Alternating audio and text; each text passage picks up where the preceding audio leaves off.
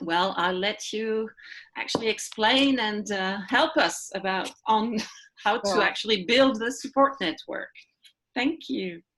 thank you so much, Gail, for inviting me. This is the third time I'm speaking at Focus, and I'm really privileged. I always have a good reception, meet lots of interesting people. I love your organization and, you know, the variety of different life stories and career trajectories. It's fascinating for me. So I'm really happy if I can serve and help. In the past, I delivered workshops on interview skills. So this is something different. But again, these are just small segments of what I do as a career coach. I actually call myself career fulfillment coach. And that's because I really care that my clients, well, actually everyone, is fulfilled in their work. Because we spend 90,000 hours in our lives working. Can you imagine that? That's like on an average lifespan, 90,000 hours. So we really better make sure that we are reasonably happy and fulfilled, otherwise we can lead miserable lives. And also what I like to emphasize is that in terms of coaching, you know, clients come to me to talk about career, and yes, career, work, jobs, businesses, all of that is really important, but it is just one part, one segment of our life. And just to link to what I was saying, if we're not fulfilled in that one but major part of our life, it will affect our overall fulfillment, happiness, health, relationships, and so forth. So this is how I like to see things, and invite you to just have an open mind with regards to today's presentation. So I will talk about how to build your support network, and I will tell you very briefly about why I'm here and my background. I started my early career in Japan many years ago in recruitment, and that took me around the world running careers fairs, so mostly events in Japan, US, and Europe. Then I moved to the UK, where I ran the subsidiary of this Japanese company, actually supplying top talent, mostly graduate and early career in those days, to global corporations.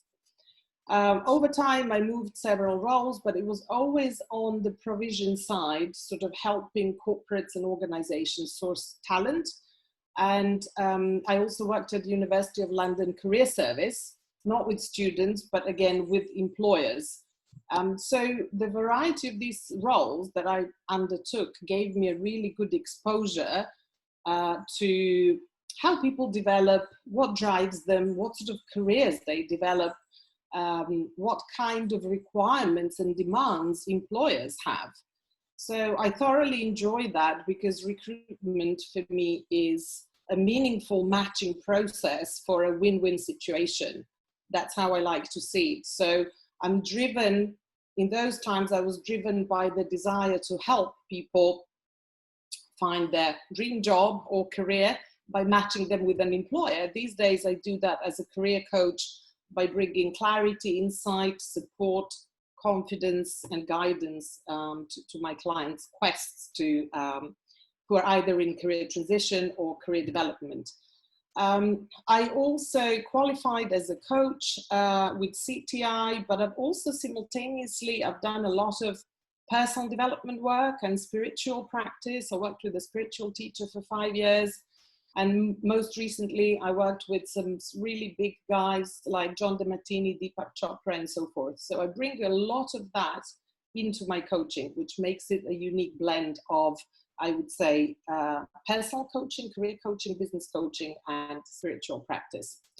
In my last role, I was in higher education management. In other words, my clients were top business schools and universities, and I was pre-selecting, pre-qualifying executive MBA, MBA, and master's candidates for them. So that again gave me another insight into how education and careers link, or how they could link into a virtuous cycle. I also love speaking, as you can see, and writing. I publish on Forbes, Coaches Council, Thrive Global, and a few other publications. I co-authored a book called Joy Recipes for Abundance, which is something around my spiritual side. Is just stories of 20 plus inspirational ladies and how they overcame diversity. So I'm one of them. And finally, yes, sorry, these are just some of the companies where my clients have found work either during or after coaching with me. So let's move on into the main topic, which is networking, because we're talking here about building or creating your support network. So I thought it appropriate to actually, first of all, define networking. And I see clients often who are reluctant or maybe even scared or uncomfortable. So I like to actually define networking. I use the simple definition that it's an action or a process of interacting with others to exchange information. So if you look at networking just as an information exchange, it really brings it down to a kind of easy to do level, and it's not a big scary thing. Of course, some people are born networkers, others are somewhere in between. So the reason why I start with networking is because I would like you to actually start thinking about your own networking mindset and how you connect with people.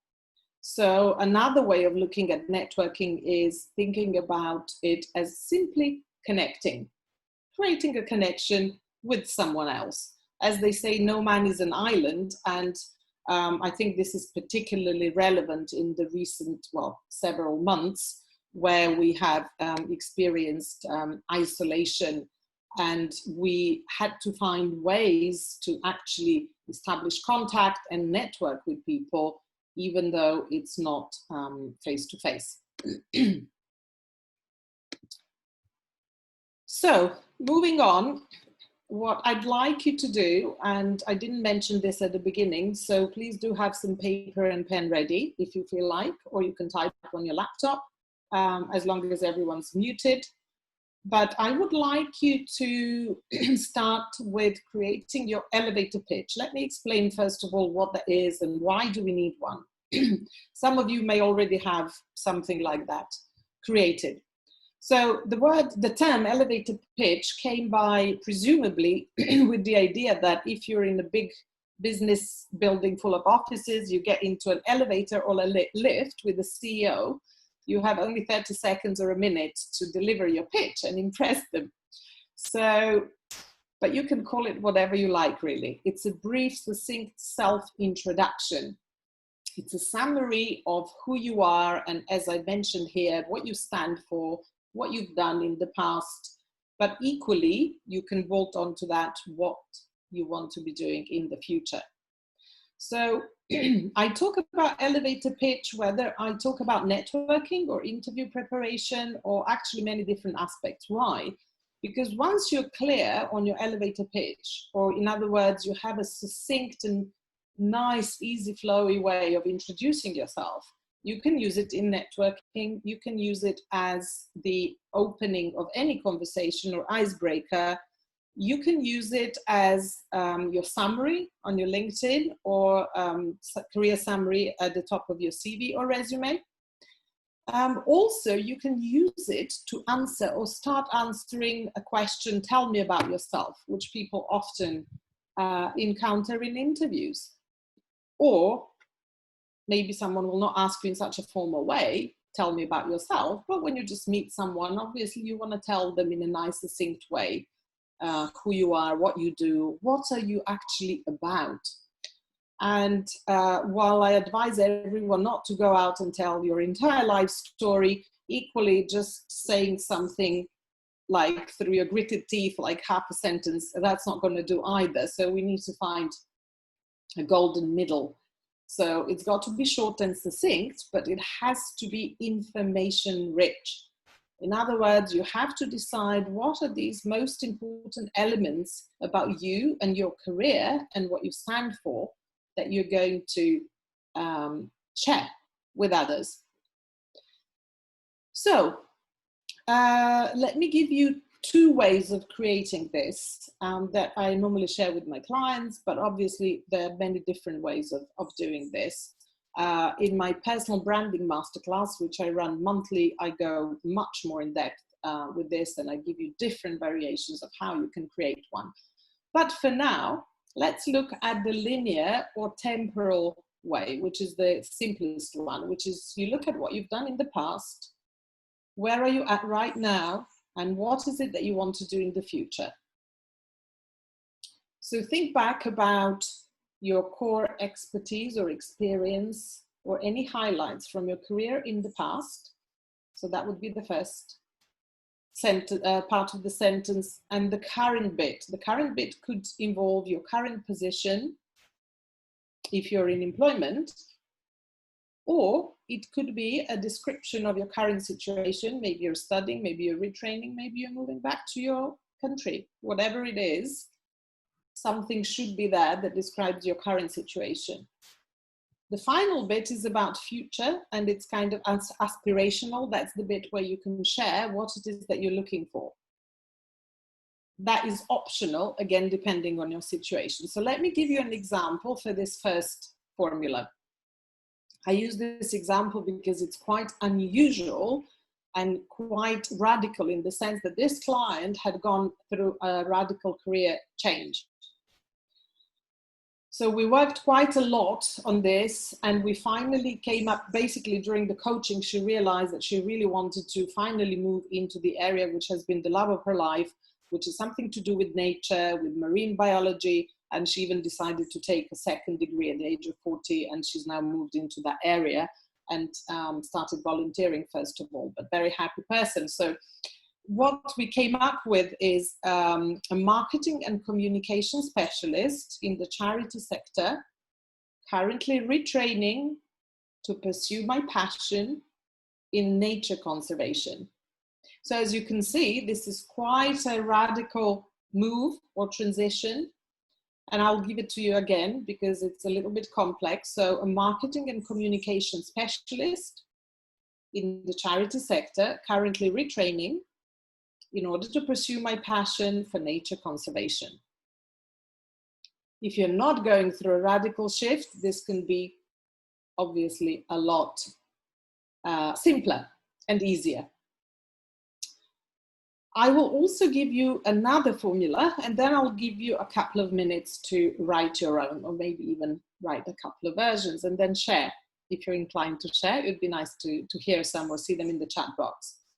The other version of the elevator pitch or formula that I see quite a lot with solopreneurs like myself or small business owners, but actually I see it more with employees as well, is a purpose-driven one.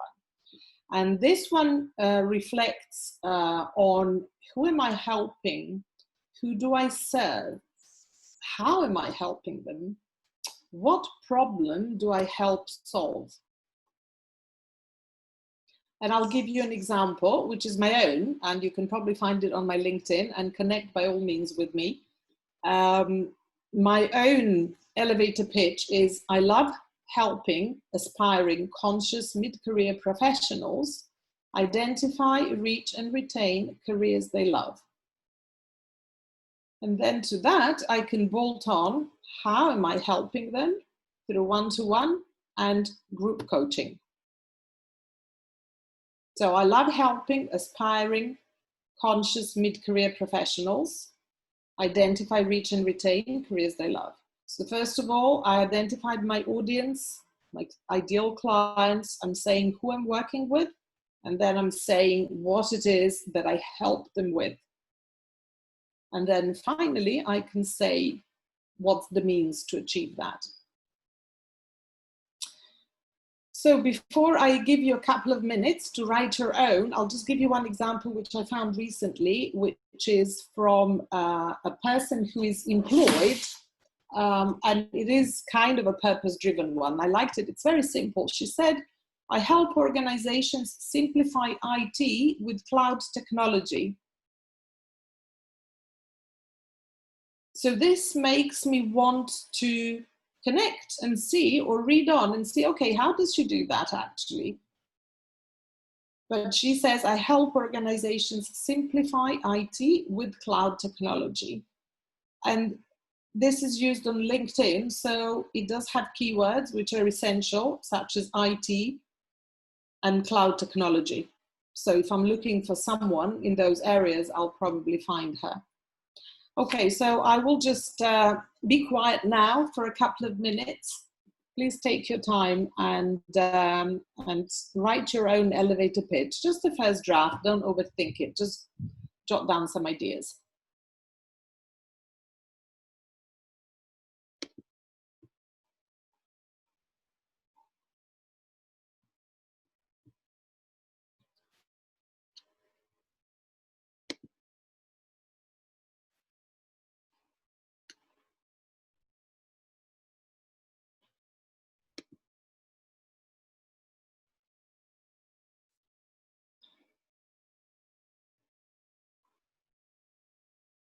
Gail, do we have the option of a chat box, right? Yes, we do. Yes, of course. Okay. I would love to see some in the chat box.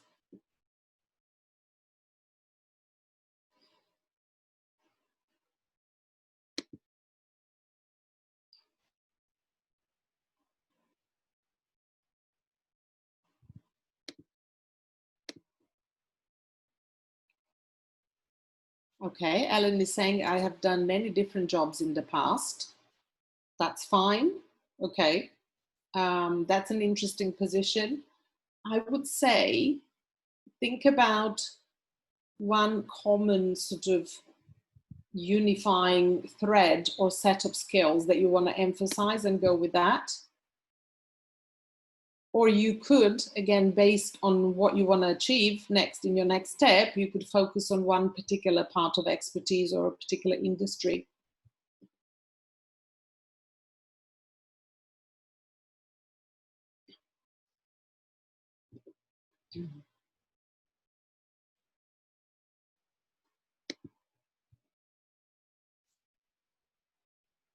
Anyone else would like to share?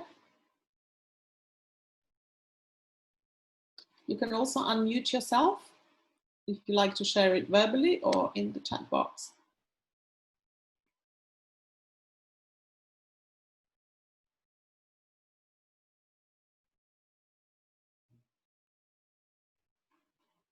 Oh, okay. Hi. Oh, sorry. Okay. No problem. You're unmuted now. Yeah. Can I say something, or was somebody else saying something? Who do we have on? Somebody wants... I'm not sure who is speaking at the moment. Sorry. Okay. Sorry, it's Ellen. Oh, yeah, Ellen. Yeah, go ahead. And then All I right. think that Patali wanted to chip in. Okay, good. I'll be just brief. So I'm a lawyer, trained lawyer, and I started doing research, legal research. Then I moved around, so then I adapt. And I found out that I worked for the Dutch consulate. So in that way, I worked with people, helping people solve problems in a broad term. Of course, I had to do the whole passport processing and that sort of things. But there were lots of tasks. And now I work in relocation. And I would like to start looking for jobs in charity. Okay. There's quite a lot. Yeah, it is. So I have to rephrase, to condense the first part and see how I can project that to the charity bit. I think I would go with something. Did you say an international lawyer originally? No, Dutch lawyer. Dutch lawyer, sorry. Yeah. Okay. Yeah. So again, it depends how many years you've done that and whether you want to mention it. Yeah. But I would make a reference to law. Research, maybe consular services if you like, but I would very much emphasize the international aspect of your career because you moved around. And so then, international charity, yeah. Yes, and then looking for my next move in an international charity. That would be like the first draft, but then obviously through more exploration, I would be able to tell you more like what else to put in there. Remember, the first part is, yes, it is about the experience and expertise, but it's also about these additional things that make you special or unique or different. Yeah. Some people speak many languages. Some people have lived in 8 or 10 different countries. Some people have won awards for something, or, you know, so all of these tiny bits you need to look at and see, okay, what is the most important one or two that I want to include in this elevator pitch. Right. Okay, thanks. No worries. Patrali, experienced petroleum geologist, currently on a career break due to frequent moves and volunteering for different associations, companies and schools. Recently started working as an event manager and relocation expatriate advisor. Okay, that looks good. It's fairly succinct. I'm not sure, the only thing that I'm not sure is you say you're on a career break, but that you started recently working. So that sounds a little bit at odds with each other.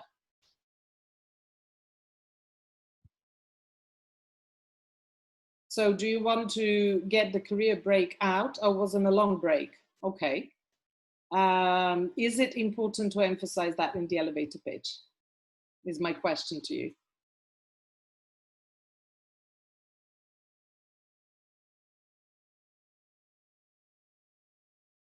Think about, I'm not saying we need to hide things or lie about things, God forbid, but think about what is really important that you want your reader or listener to read, to see or hear, and pull out the things that represent you in your best light. So highlights, achievements, how you contribute, what value you can add. So even if you did have a long break, so what? I wouldn't necessarily put it in the elevator pitch, but then in a conversation, if someone asks you, then you explain and you can go more into that. We also had Vivian, consumer marketing executive, developing audiences in UK and internationally to maximize leading brands. Yeah, sounds great. This is very clear. I would potentially look around the word audiences because I'm not quite sure what it refers to, because you say consumer marketing executive. So maybe, is there something more specific to consumer marketing, like which industry or which particular brands or goods? But yeah, otherwise it's clear. It's a good first draft for sure. We also had Patrali, yes. Okay. Yes, one point before we move on, and we need to move on, that I like to pick up on. Ellen is saying you lived in different countries during that time, maybe because it has made me change my career totally. Now, it is super important what you believe about yourself. Okay, and this comes through networking as well. This comes through an elevator pitch. This comes through everything. So if you believe that moving around and having a long break is negative, you're going to project it as a negative. If you look at it and say, yeah, I was on a long career break, but I moved around a lot, and from that I gained A, B, C, D, you can present it in the positive. So everything is between these 2 points, really, and that's what's going to come out. Natalie, I have been working as an HR manager for around 20 years in France. I moved to Paris, from Paris to Geneva in 2016. Then I arrived last summer in London, where I'm currently looking for an HR position. Okay. I would say HR manager with 20 years of career in France. The fact that you moved from Paris to Geneva and then here, I wouldn't necessarily go with that in an elevator pitch. It is important to you, but for a reader, I don't know. I want to know something more substantial about you before you tell me where you moved and when.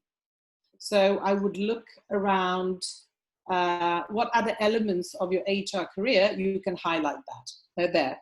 Whether they're, you know, where you're a generalist, where you're a specialist.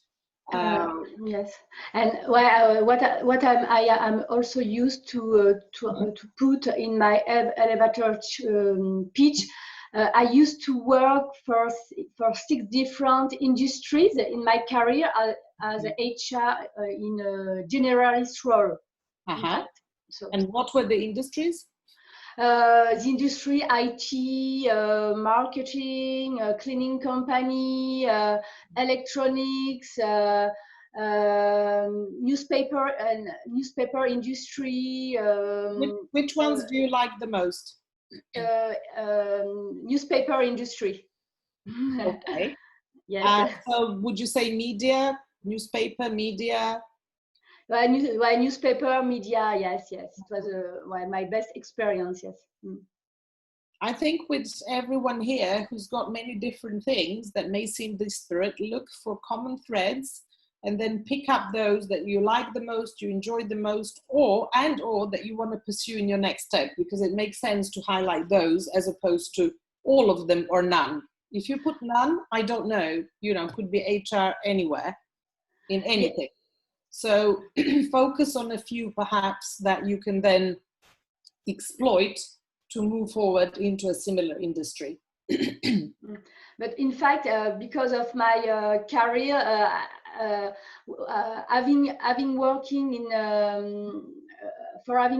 in 6 different industries, it shows that I'm able to work everywhere. That's why I always put the emphasis on that. Because it shows to a recruiter that I am able to adapt that's something that can follow later on in a letter, in an application form, or later on in your summary on LinkedIn. But just for the elevator pitch, I would focus on what you want to achieve in your next move and then highlight that. Okay. It may surprise you what I'll tell you. I don't want to be ruthless, but if you try to offer too many things to too many people, you end up with no one. So, and I experience that with myself and my clients. So choose a focus, first of all. What is my next move? Where do I really, really want to go next? And then based on that, look at your elevator pitch and make sure that whatever you include in it is related to where you actually want to go next, ideally. Okay, thank you. No worries. Tanu, very good summary. Clinical hypnotherapist with a background in occupational therapy. I wanted to combine medical knowledge coupled with my keen passion for identifying, magnifying the power of the subconscious mind and help my clients realize their true potential. Lovely. This is quite powerful. I would perhaps prune it a little bit and kind of just prune some of the words to make it even more succinct, because shorter is more impactful. Okay, wonderful. Let's move on. We still have a lot to cover. And thank you for sharing, everyone. Networking mindset, as I already indicated, it is really about what you believe about yourself. Super important. That's going to help you or unhelp you. But looking at some basic sort of skills that you need to have to be a good networker, I would say, first of all, be curious, be open-minded, and be a good listener. If you're genuinely curious about people in a light-hearted way, you will want to connect, and you will connect with ease. Next thing, be a good listener. How are you being a good listener? By asking good questions. And this helps you in two ways. First of all, if you're a nervous networker, it takes the focus away from you onto the other person. So you don't really have to think much about, oh, what am I going to say and whatever. But once you have your elevator pitch, I'm sure you'll be brilliant and you'll want to share it with everyone. But if that's not the case, just anyway, in any case, ask the other person to speak. Ask them about themselves. People love talking about themselves, but then be a good listener, show genuine interest and engage with them around things that are important to them. That's how we build rapport. Be interested and interesting. What do I mean by this?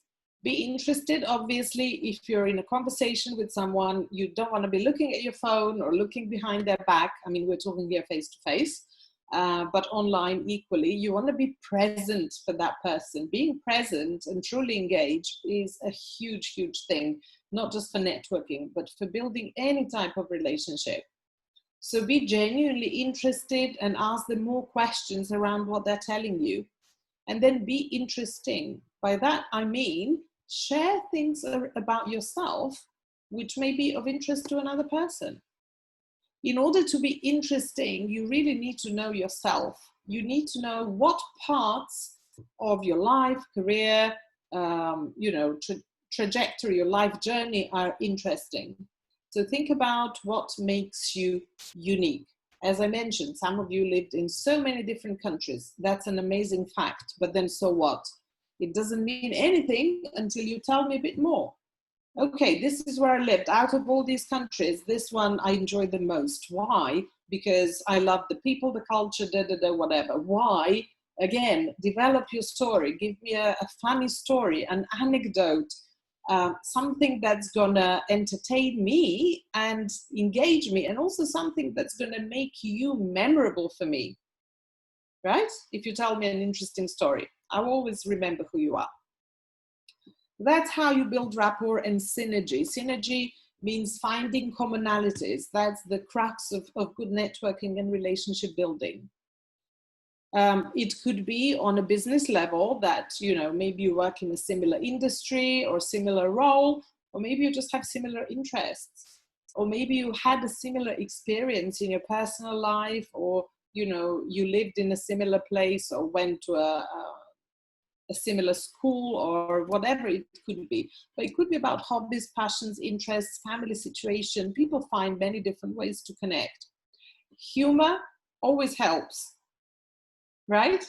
Because just having a smile on your face when you talk to someone is going to relax you, is going to relax them, and then, you can throw in some humor, of course, ideally self-deprecating or neutral humor. You don't want to be saying something inappropriate, which these days is not easy with so many things going on. How can I add value? This is the bit that I hinted at several times. It's about your mindset. Do you believe that you can add value to other people's businesses, lives, careers,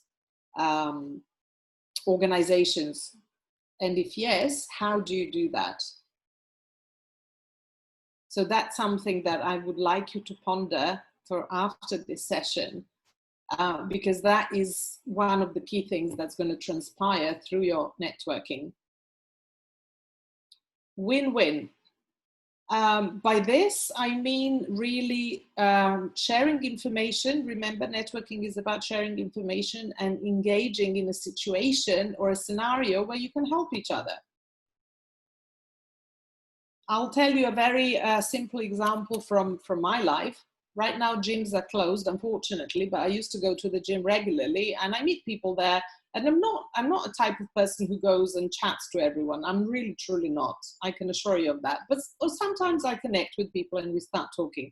So there was a particular guy who I found runs, he provides education for trading. So he trains other people to become solo financial traders.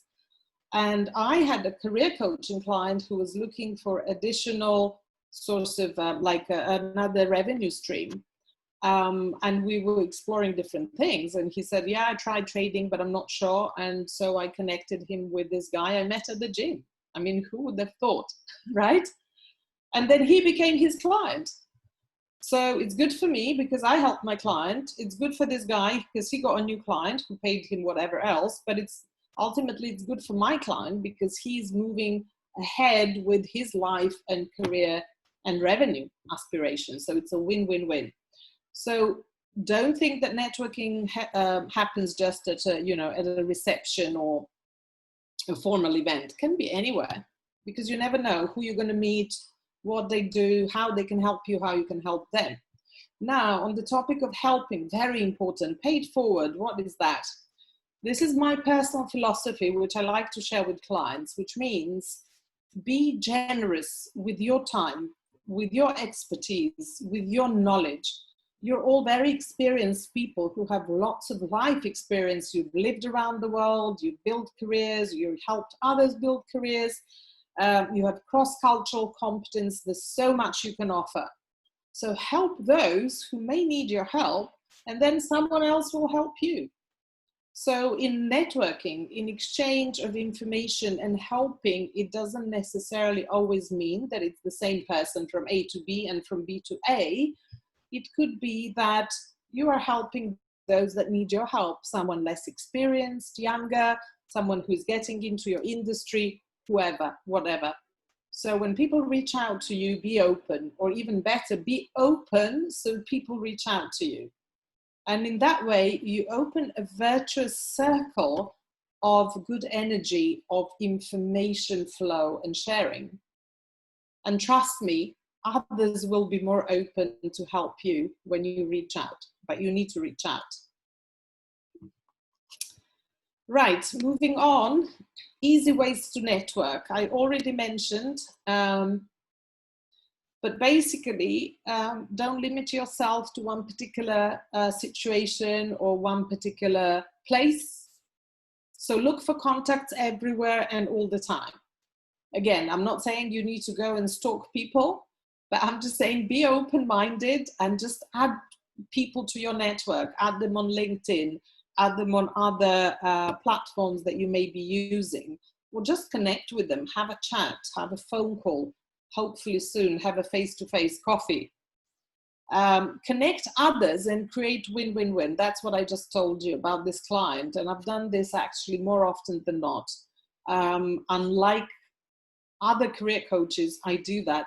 I just tap into my network, which is quite large. And if I see that someone can help my client with some knowledge, with an introduction or whatever, I would connect them. And it works beautifully. Finally, have fun, right? Go with humor, with a smile, and enjoy. The best thing is going without expectations, but still going with the frame of mind of knowing what it is that you want. I'm not saying specifically you need to go and focus on one person and, you know, squeeze out of them every bit of information. But I mean, generally, you need to have awareness of what you want and which way you're moving in your life next in terms of your career. Use technology, but also go out and meet face to face. As I said, hopefully this is becoming possible soon. We shall see how all of this pans out in the future.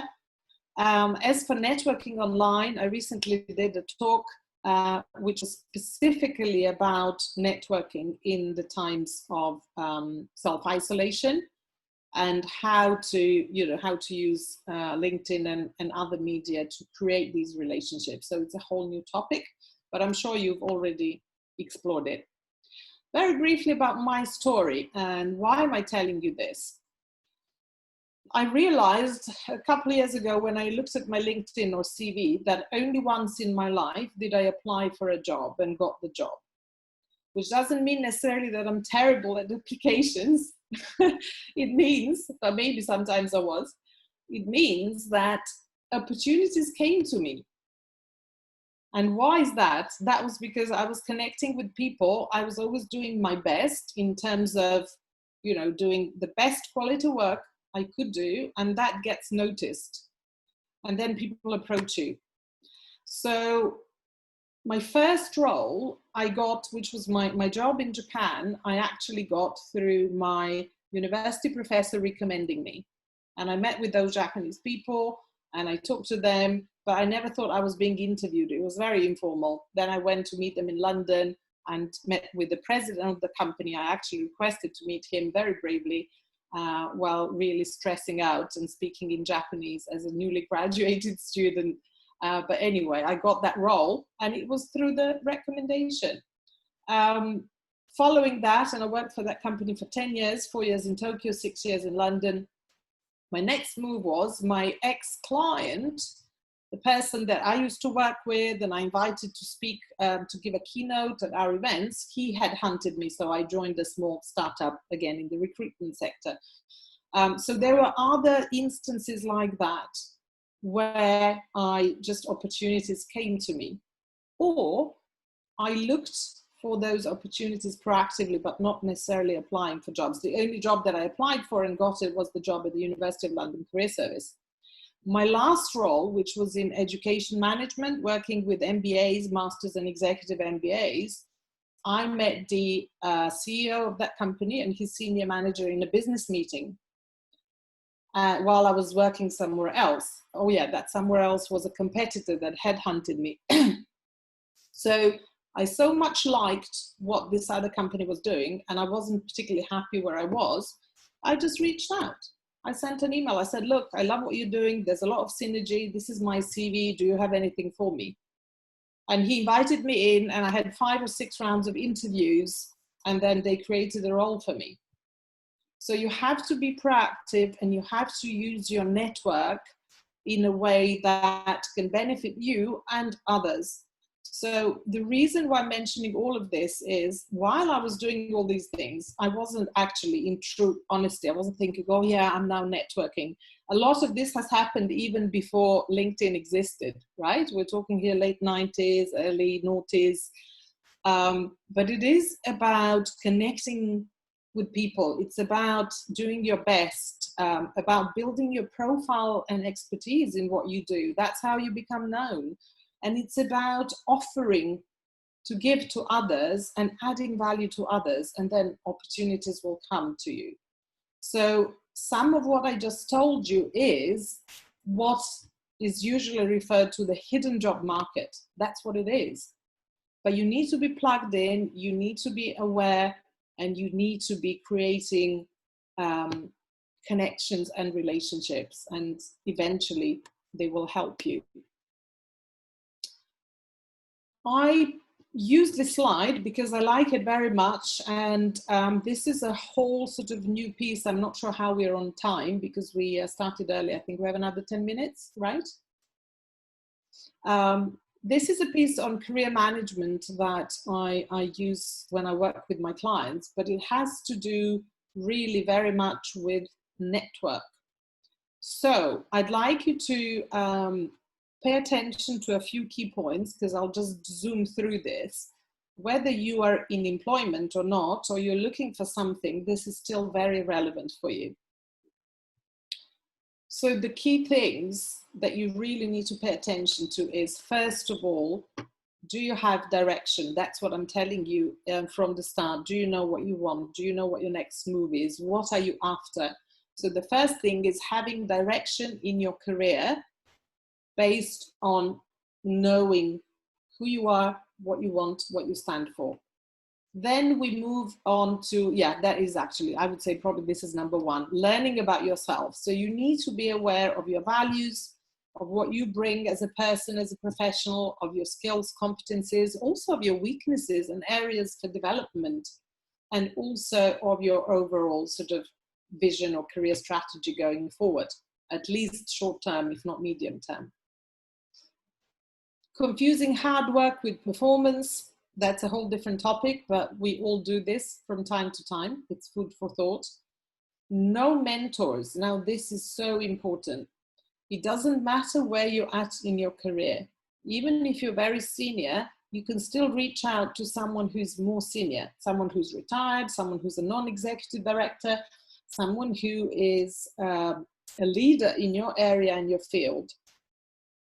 Mentors or mentorship relationships are usually based on goodwill, so they're not paid for, and this is a way of connecting and exchanging information where the mentor is usually a senior person who knows the ropes, who knows the ins and outs of an industry or a function, someone who can advise you very much specifically about things related to that industry or your role.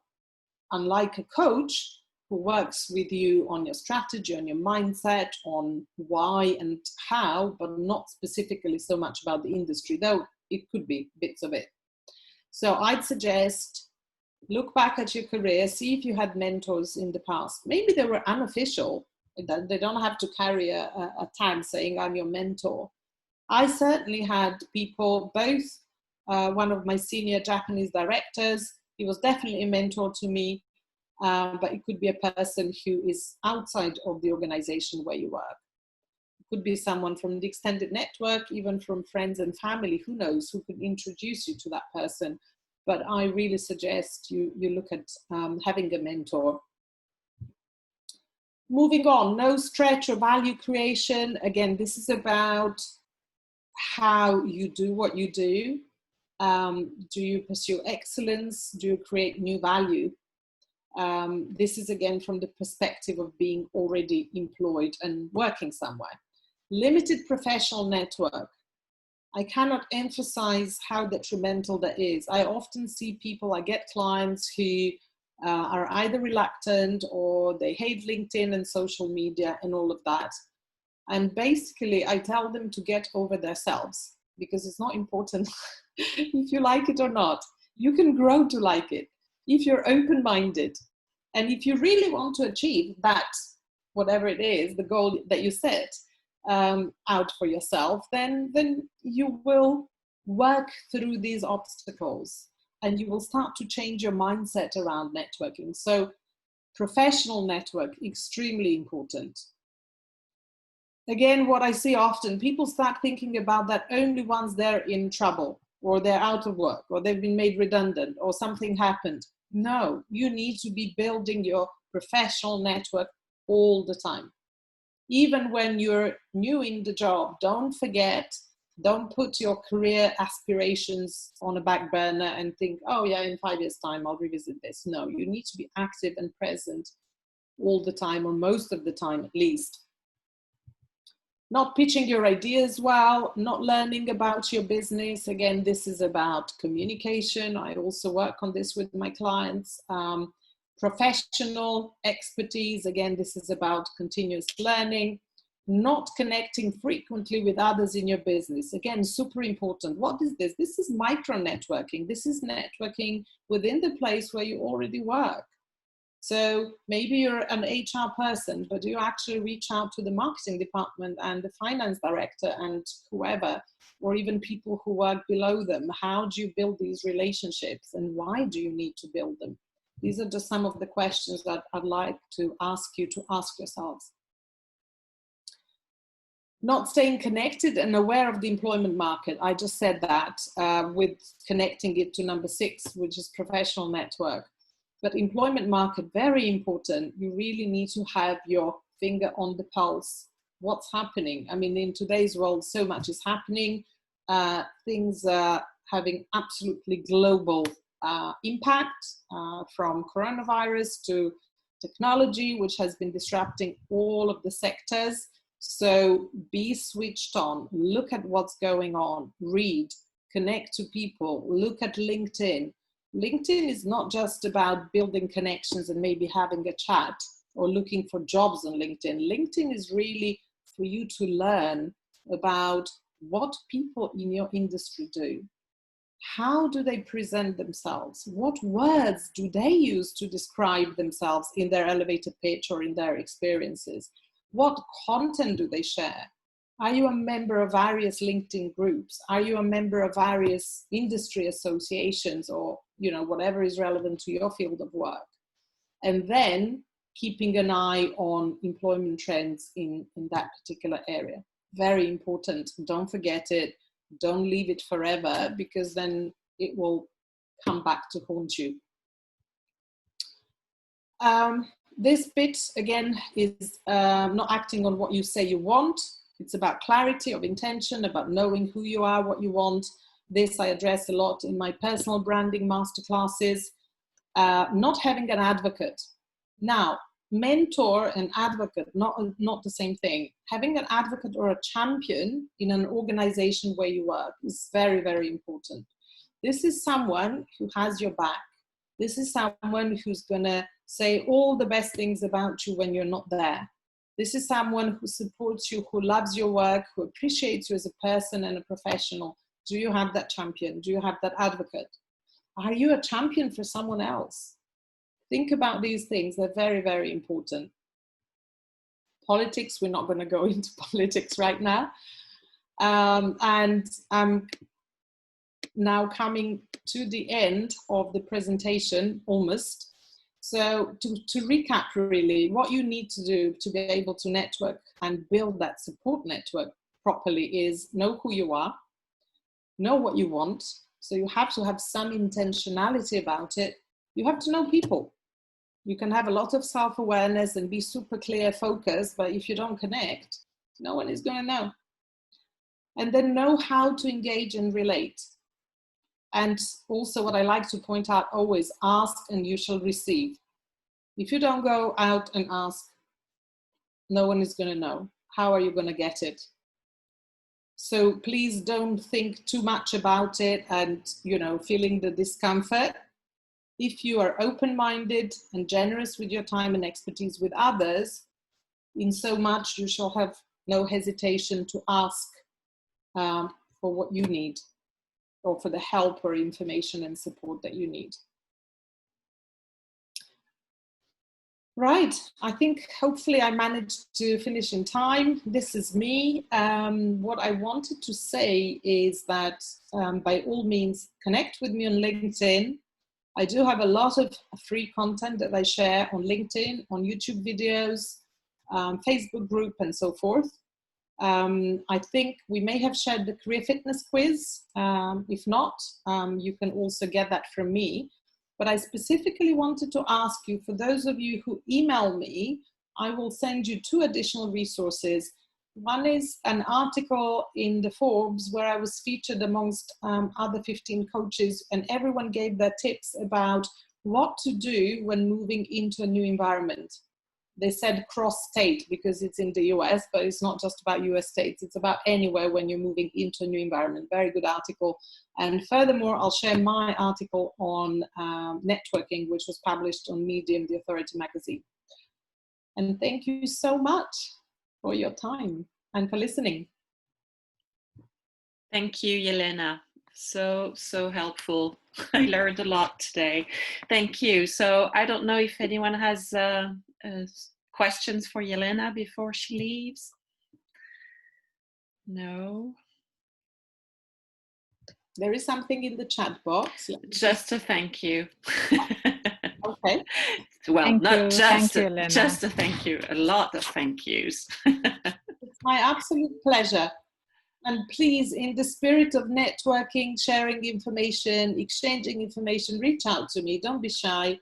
I'm very happy to help. There's a lot I can offer. As I said, if you email me, my email is here, jelena@whatwork.co.uk. I should be able to help. And of course, if you're interested in coaching, exploring it, I'll give you a 40-minute free consultation with pleasure.